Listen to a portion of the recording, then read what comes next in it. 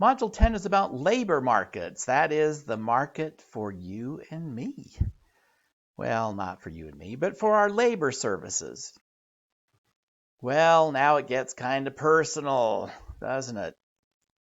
The first lecture here is about the minimum wage. I wrote this in response. This is, remember a few years ago, President Obama said there's no strong evidence that minimum wages cause job losses among unskilled workers.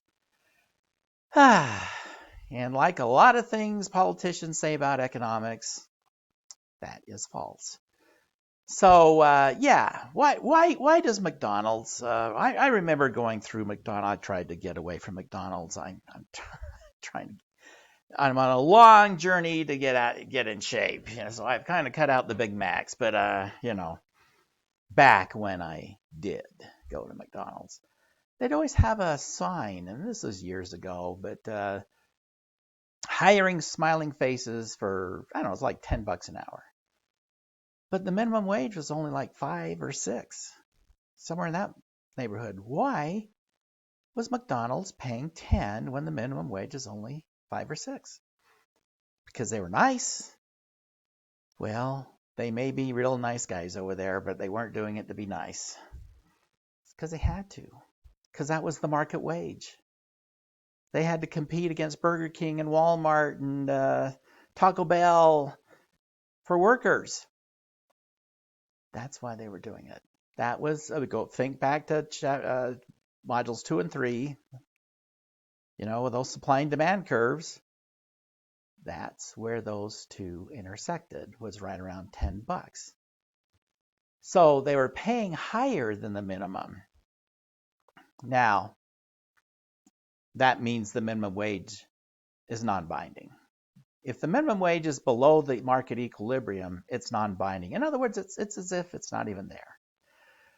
So if you were to raise the minimum wage from, let's say, $6 to $7 or $8, those are substantial increases. But if it's below the market clearing wage, what's that going to do? Nothing. So, newsflash, minimum wage goes up and there's no loss in jobs. Of course, because it all happened below equilibrium. Now, if the minimum wage goes above 10, let's say to 15, now you've got a minimum wage well over the market clearing wage. And now you're going to have some people lose their jobs. And that's what this video here talks about right here. Could hurt those that meant to help. Who loses their jobs? The least productive workers, right? There'll be those who gain. I mean, those who were making 10 may now make 15. See, they benefit, but they benefit at the expense of the ones who are laid off. The ones who are laid off are the ones who are least productive. Who is the minimum wage most trying to help? The ones who are least productive, that has the least shot of moving up.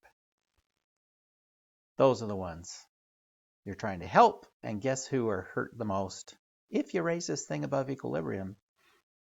The ones who are least productive.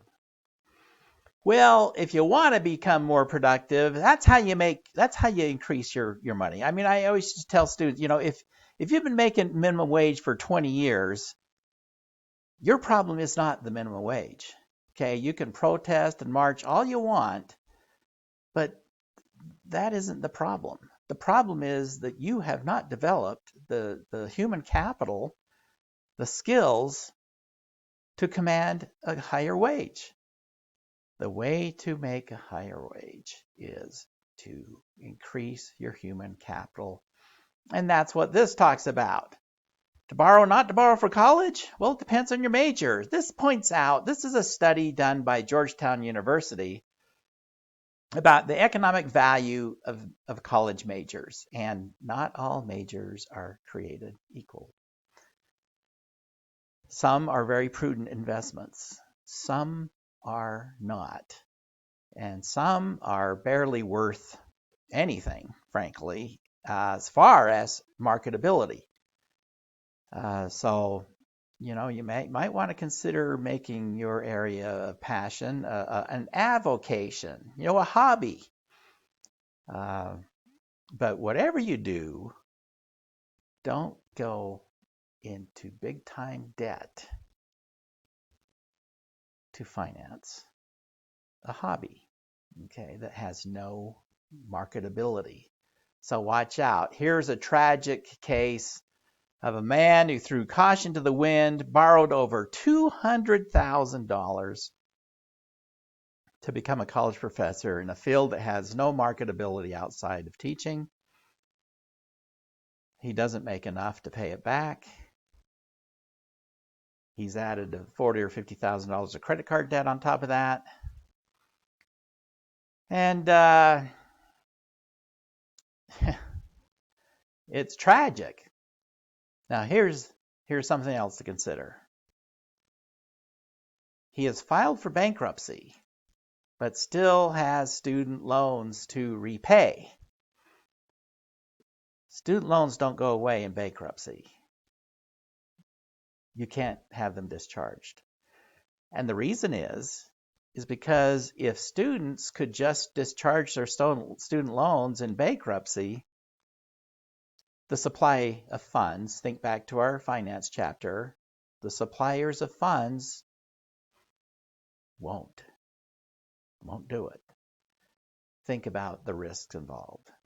Yes, I know these are guaranteed, backed by government guarantees and stuff. That's true. And that's the only reason there's a market at all. Nobody's waiting in line to lend students money. These are non-collateralized loans. How much collateral do students have anyway? Nothing. What can they come after if you default? Nothing.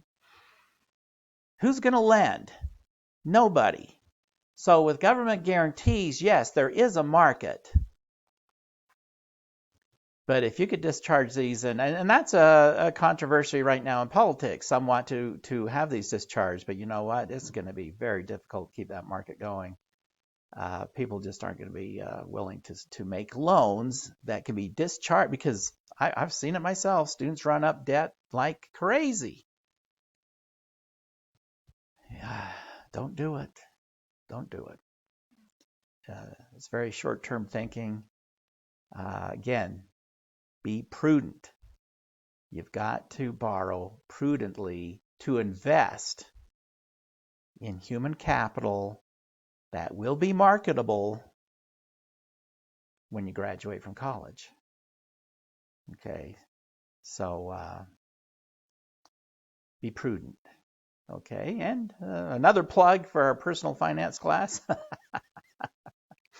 No, actually, we've got more students we can handle in there. But we'd be glad to have you if you want to know more about this stuff. But anyway, watch out, guys, when it comes to personal finances. That's an area to be very careful about. Okay, well, I think that's all the bloviating I have to do about this module. We'll see you in the next one.